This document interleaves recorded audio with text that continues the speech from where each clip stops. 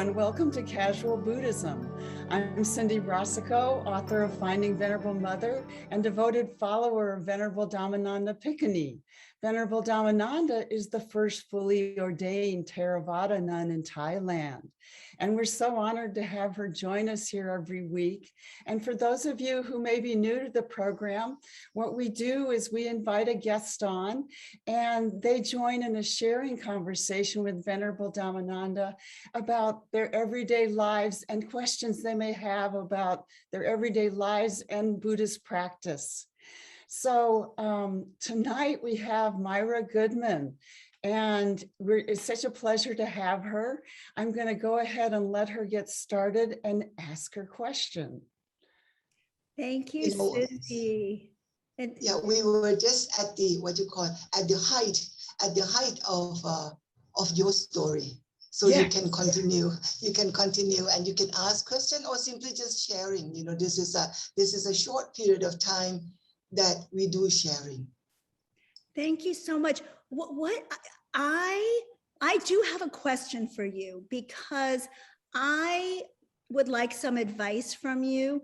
I have a very, very busy mind.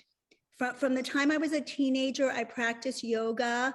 At 29, I became a teacher, a student of Zen Buddhism. I had a Zen teacher for 18 years. Oh. And who passed away, and I realized my relationship was really with her. It was a Soto Zen lineage. I loved it, but I didn't feel called to continue that type of sitting and that type of practice without my teacher when she was no longer alive. It didn't feel like I wanted to take the vows and continue in that form, even though I loved it. But I have had such a hard time quieting my mind. It's like my mind is popcorn, ideas, thoughts. And I know I need more balance. I started studying astrology. And when I was a Zen student, everyone said, everyone has monkey mind, you're no different. But I always felt I have an extra busy mind. And when you look at my astrology chart, I do. Everything is in fire and air conjunct fast. And I'm ruled by my ruling planet is Mercury, which is the mind. So I do think this is my essential nature in a certain way. But I feel like because of my life, because I had a very big career and I always had to rush and, fifth gear, fast, I think it exacerbated my natural tendencies. And now that I am a grandmother and I am focused on my healing, I really want to learn how to be a little more on the earth, less in my head. And I wonder if you can give me some advice. Myra, we are in the same boat. Really? Literally, I was born Libra. So Libra is supposed to be balanced, nah? But before it gets balanced, it goes left and right like that, And the minute that I was born, it was Aries. So lots of fire, everyone around me is being burnt by my energy. I have so much energy. I'm so quick to do things, and that is problematic, not so much with myself, but with everyone around me, because they cannot move in the same speed that I'm going. Now, talking about the mind, the function of the mind is one is just to know, simply to know. And the second one is to think. But because of our lifestyle, we are so used to thinking. We are caught in this thinking process. I'm 77, can you imagine? I have been thinking about 77 years and not allowing the space for the original nature of mind to just note, to just know.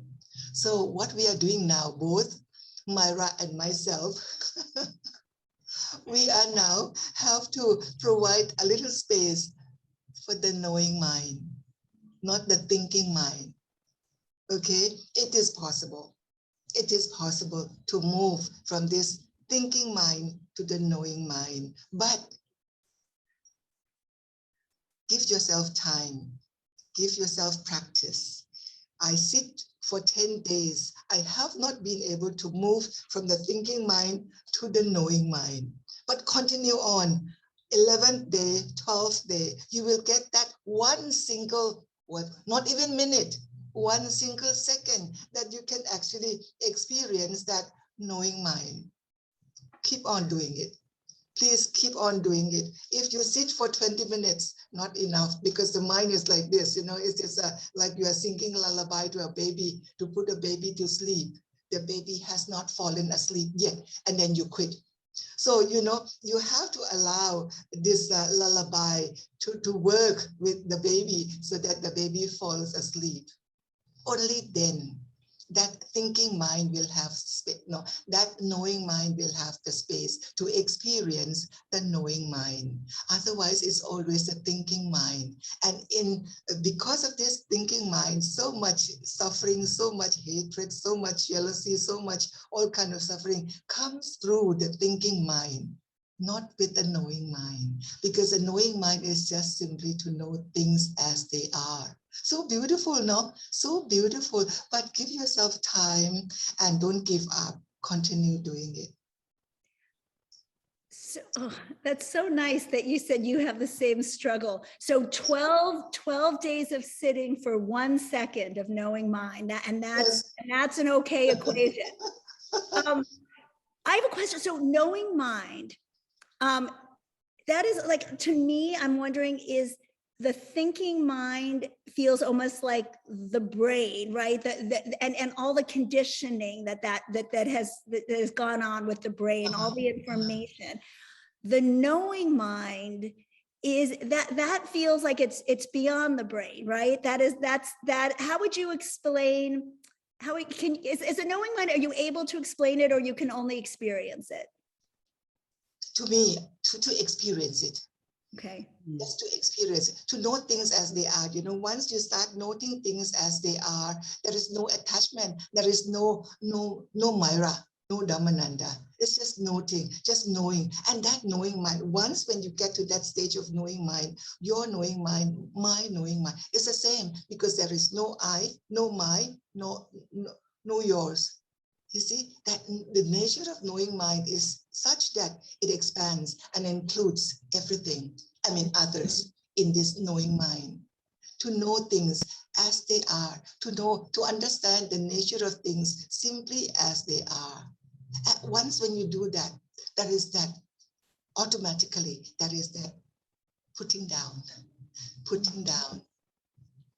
So putting down the burden of Putting down who you identify with. That's what you put yes.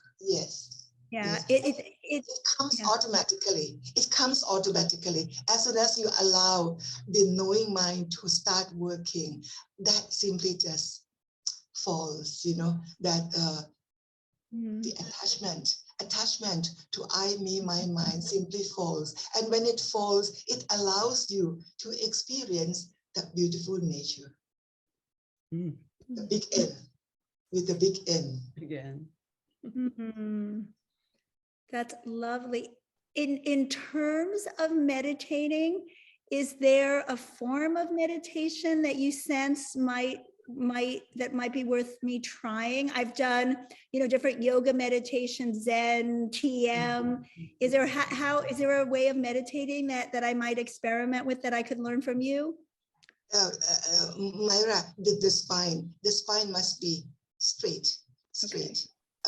You can be sitting on your working chairs, but the spine must be straight. If your legs are hanging down, maybe that does not help. You could fold up your legs, so sit comfortably, not not forcing yourself straighten up like this, straighten up like this, and then you allow yourself to come down a little bit.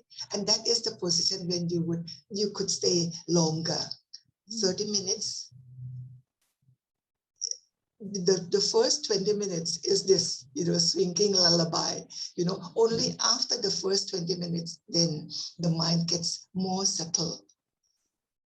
And don't force it so much, because then the mind will run away again into thinking mind. That's, I think, Zen for me. I'm not saying that I did it, optimally, but I think I was fighting with myself. Yeah. Sit, stay, don't move. And yes, and I wanted to run away the whole time. Yeah. But it's interesting because I always do 20 minutes. I don't wait until the lullaby works. Yes. Okay, so I need that extra 10 minutes. In fact, the what you call it, the number of times one sitting is 40 minutes. 40 minutes. The first 20 minutes is the singing lullaby to the baby. Start benefiting after the second 20 minutes. Okay. Okay. I hope it works with you, because when I'm talking to you, it's like I'm talking to myself. Oh, that is the biggest compliment I may have ever received, because thank you. That helps me accept myself. I appreciate that so much. Well, I appreciate, Myra, you're working at it and you're thinking, but you're also so open to exploring, and it's so beautiful to see. So thank you so much for being on our program, and thank you to both of you, Venerable and Myra. And we're all struggling with this. I loved your description of popcorn mind. We all have that.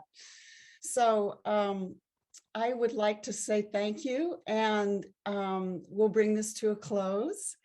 And if you would like to be a guest on this conversation with Venerable, please contact me, and the information is in the closing banners after we say goodnight.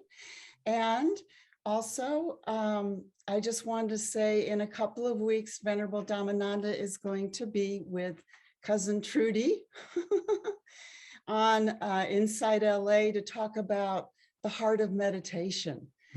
So you just need to go to Inside LA to sign up for that. So thank you all very much. And thank you, Venerable. Thank you so much. This was such an honor and pleasure. It felt so special. Thank you so much. Sadhu. And I will sign up and watch the recording, because I have plans on the 28th, but I will watch the recording and learn more about the heart of meditation. It was such a pleasure to meet you. Thank you so much. Thank you. Thank you. Thank you, Myra. Thank you, Venerable.